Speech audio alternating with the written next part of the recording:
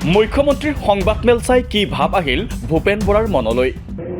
CM মানে আমি chief minister বুলি কওঁ, কিন্তু তেখেতৰ কথাখিনি শুনি এনেকুৱা লাগিছিলে যে CM মানে ক্ৰেডিট মংগাৰ। সংবাদমেল সম্বোধন কৰি মুখ্যমন্ত্ৰীলৈ তীক্ষ্ণ খেল ভূপেন বৰাৰ। যোনে ধাৰৰ হৈ পেলাই যেনেকৈ ফিজ মংগাৰ, তেনেকৈ এতিয়া চিফ মিনিষ্টাৰ নহয়, ক্ৰেডিট মংগাৰ। প্ৰশ্ন মুখ্যমন্ত্ৰীক, অৰুণাচলতকৈ জনমূৰি আয় কম কিয় অসমৰ? কিয় মেঘালয়তকৈ বেয়া অসমৰ অৰ্থনীতি? তেওঁক আমি ধনী মানুহ বুলি ক'ম নে মূৰ্খ বুলি ক'ম? এতিয়া অসমৰ অৱস্থাটো সেইটো হৈ আছে। আপুনি অৰুণাচলক অভাৰটেক কৰি দেখুৱাওক পাৰ কেপিটা ইনকামত। আপুনি you beat Meghalaya and Mizoram if you can. 1 জানুৱাৰীত এক মত বিনিময় অনুষ্ঠানত অংশ লৈছিল মুখ্যমন্ত্ৰীয়ে। অনুষ্ঠানত ৰাজ্যৰ অৰ্থনীতিৰ ব্যাপক উন্নয়ন হোৱা বুলি দাবী কৰিছিল মুখ্যমন্ত্ৰীগৰাকীয়ে। মুখ্যমন্ত্ৰীৰ দাবীক প্ৰত্যাহ্বান জনাবলৈ এইবাৰ হাতত নথি লৈ সংবাদমেল ভূপেন বৰাৰ। আজিৰ পৰা 490 দিন আছে তেখেতৰ কাৰ্যকাল। আজিৰ পৰা 490 দিন আছে। আমি কাউণ্ট ডাউন ঘড়ী বনাবলৈ দিছোঁ। 400 দিন যেতিয়া থাকিব ৰাজীৱ ভৱনত লগাম, অসমৰ প্ৰত্যেকটো জিলা কংগ্ৰেছৰ কাৰ্যালয়ত লগাম। আজিৰ পৰা 400 দিন আছে। যিদিনাখন মুখ্যমন্ত্ৰীৰ কাৰ্যকাল 400 দিন থাকিব আৰু এখন ৰাজ্যৰ আৰ্থ সামাজিক বিকাশ এতিয়া লোনৰ হৈ পেলাই এজন মুখ্যমন্ত্ৰীয়ে যেনেকৈ ওকালতি কৰিছে। মুখ্যমন্ত্ৰীক কঠোৰ সমালোচনা কৰি ভূপেন বৰাৰ মুখত CMৰ নতুন সংজ্ঞা। অসমৰ মুখ্যমন্ত্ৰী ডাঙৰীয়াৰ প্ৰেছ মিটখন আপোনালোকৰ মাধ্যমেৰে চাইছিলোঁ। চাই থাকোঁতে এনেকুৱা ভাৱ হৈছিলে CM মানে আমি চিফ মিনিষ্টাৰ বুলি কওঁ, কিন্তু তেখেতৰ কথাখিনি শুনি এনেকুৱা লাগিছিলে যে CM মানে ক্ৰেডিট মংগাৰ। যোনে ধাৰৰ হৈ পেলাই যেনেকৈ ফিজ মংগাৰ, তেনেকৈ এতিয়া চিফ মিনিষ্টাৰ নহয়, ক্ৰেডিট মংগাৰ। ধাৰ লোৱাটো যোনে নিজৰ যোগ্যতা আৰু প্ৰতিপত্তি বুলি প্ৰতিষ্ঠা কৰিবলৈ চেষ্টা কৰে, তেওঁ হৈছে ক্ৰেডিট মংগাৰ CM। সিমানেই নহয়, বিভিন্ন সময়ত মুখ্যমন্ত্ৰীয়ে ঋণ গ্ৰহণৰ সপক্ষে দি অহা যুক্তিক প্ৰত্যাহ্বান জনাই মুখ্যমন্ত্ৰীগৰাকীক অৰ্থনীতিৰো পাঠ দিছে ভূপেন বৰাই। ধৰক অসমৰ এজন কৰ্মচাৰী 1 লাখ টকা দৰমহা পায়। তেওঁ ধনী মানুহ দেখাবৰ কাৰণে এখন ফৰ্চুনাৰ কিনিলে, ফৰ্চুনাৰ গাড়ী,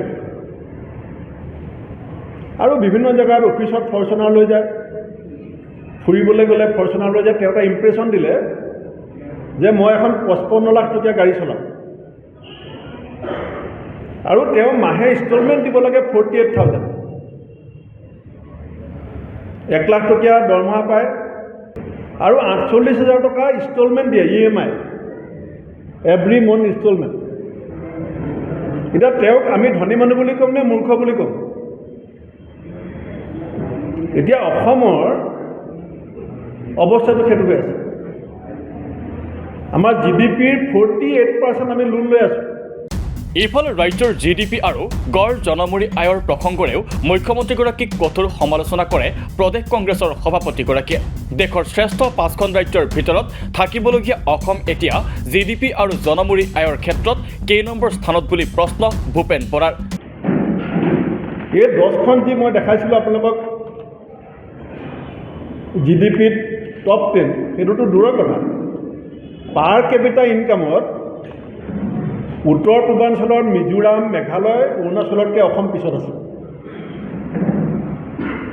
পাৰ কেপিটা ইনকামৰ ফালৰ পৰা অৰুণাচল, মেঘালয়, মিজোৰামতকৈ অসম পিছত আছে।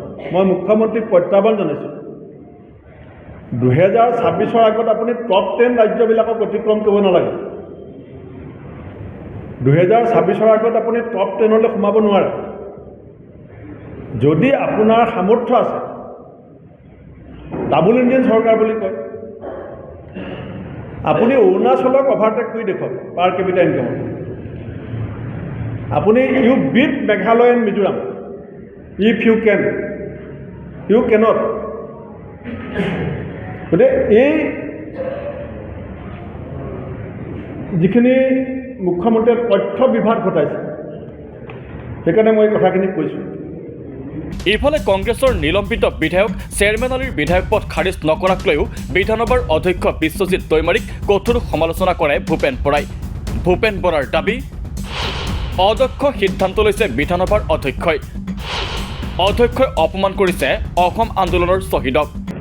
কাৰণ আমি চেয়াৰমেন আলী কংগ্ৰেছ দলৰ পৰা বহিষ্কাৰ কৰি MLA পদ খাৰিজ কৰিবৰ কাৰণে এইকাৰণে কৈছিলোঁ যে অসম আন্দোলনৰ শ্বহীদসকলক তেওঁ অপমান কৰিছিল। অসম আন্দোলনৰ শ্বহীদক দল মত নিৰ্বিশেষে ৰাজীৱ গান্ধী নাগৰীয়া নেতৃত্বত স্বাক্ষৰ হোৱা অসম চুক্তিৰ জৰিয়তে স্বীকৃতি প্ৰদান কৰা হৈছিল। যি শ্বহীদক ৰাষ্ট্ৰীয় স্বীকৃতি প্ৰদান কৰা হৈছিলে আৰু যি শ্বহীদৰ কেঁচা তেজৰ বিনিময়ত অসমত এটা আঞ্চলিক দলে দুবাৰকৈ চৰকাৰ কৰিছিলে, সেইসকল নমস্য শ্বহীদক অপমান কৰাৰ কাৰণে আমাৰ দলৰ এগৰাকী বিধায়কক আমি দলৰ পৰা বহিষ্কাৰ কৰিছিলোঁ। আৰু বহিষ্কাৰ কৰাৰ সূত্ৰে মই কৈছিলোঁ যে তেওঁক MLA পদটো খাৰিজ কৰিব লাগে। সেইকাৰণে মই অধ্যক্ষগৰাকীক ৰাজনৈতিকভাৱে অধ্যক্ষ বুলি কৈছোঁ যে তেওঁ অকল MLA গৰাকীক মুখ্যমন্ত্ৰীৰ কথামতে সুৰক্ষা দিয়াতে ব্যস্ত নহয়,